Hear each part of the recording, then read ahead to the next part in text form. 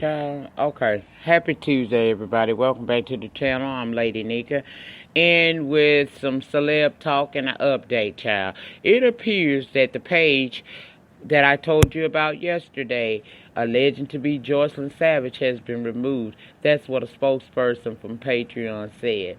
After multiple unsuccessful attempts to identify the account holder, we closed the Patreon page allegedly associated with Joycelyn Savage due to potential impersonation. All Patreons who signed up for the membership page were refunded, and the creator did not receive any funds.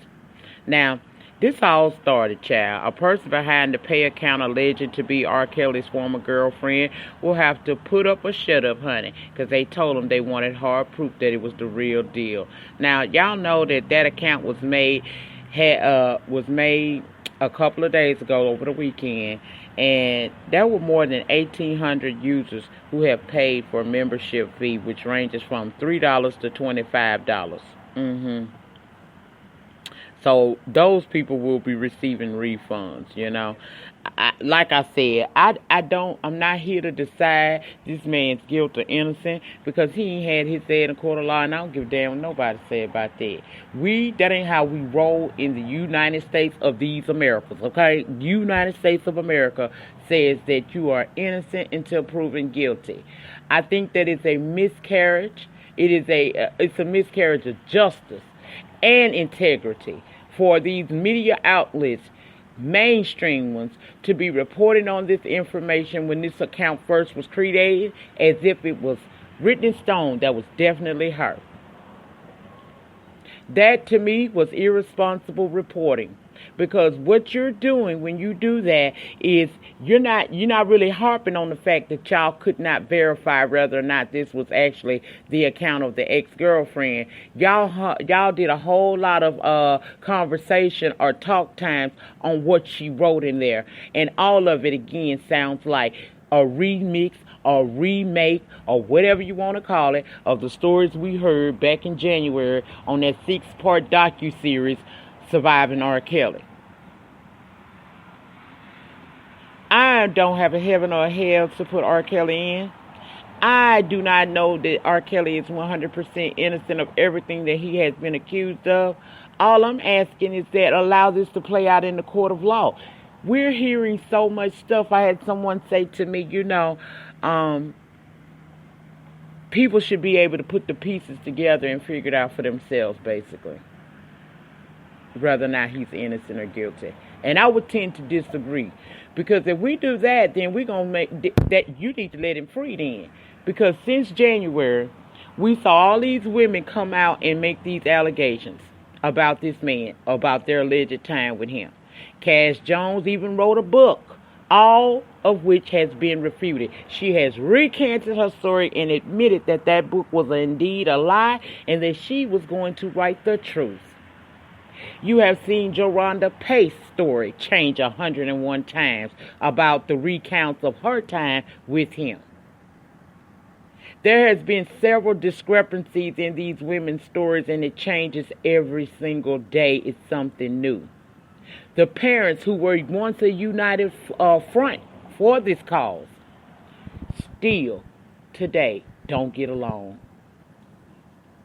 They don't fool with each other. They backbiting each other. They saying people lying. You have Timothy Savage on recording saying that half of the people a great deal of the women that were on Surviving R. Kelly, he know for a fact was a lie. Now, I ask this question to you. Put your personal dislike for the man aside. Damn allegations, because allegations ain't never put nobody in prison. It's what you can prove, not what you can say. It's irritating to me to see that this is being allowed to happen. Yes, I listen to his music, sure do, and been to quite a few concerts. But right is right and wrong is wrong. I would not want somebody to condemn me before I have my day in court. Especially if you're condemning me based off of what you're hearing, when these people can't even keep their stories together. Now, if he has harmed anybody, if he has mistreated anybody, then speak up, speak out, and have your day in court where you tell the judge and 12 peers of his your story. Bring your facts, bring your evidence. But stop trying to piss in my face and tell me it's rain. This story has so many doggone layers to it, it's unreal. And at this point, unless you are directly involved in this, you can't say what's what, because we don't know.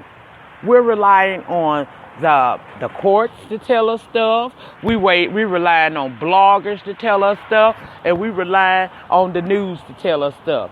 And never, ever, ever have I ever thought it would be a day and time where I listen to CBS and wonder, what the hell wrong with y'all? Normally when we watch the news, you can pretty much believe what you're hearing because the news have this thing called journalistic integrity where they would not report false news.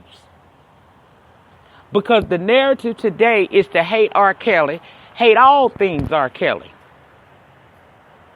People running with this. Because you got a docu-series out here, 2 of them, that says that he's the worst thing since Charles Manson. Everybody's jumping on the bandwagon. Now, is he innocent 100%? Hell, now you know this man is guilty of something.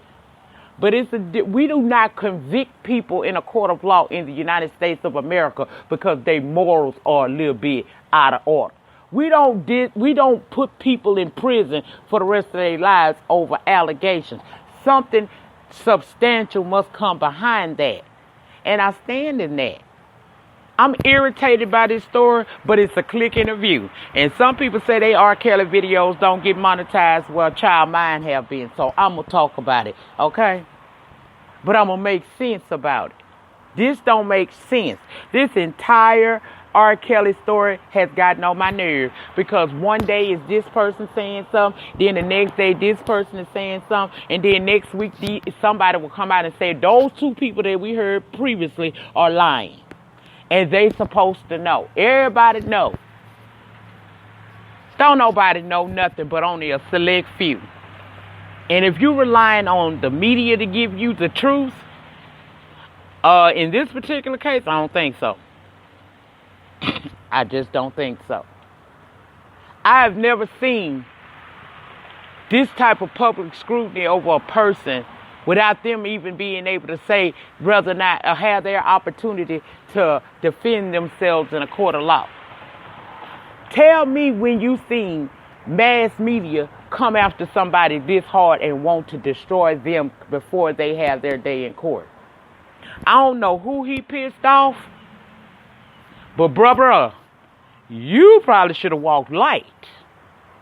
I would have walked light the rest of my life after that 2008 trial.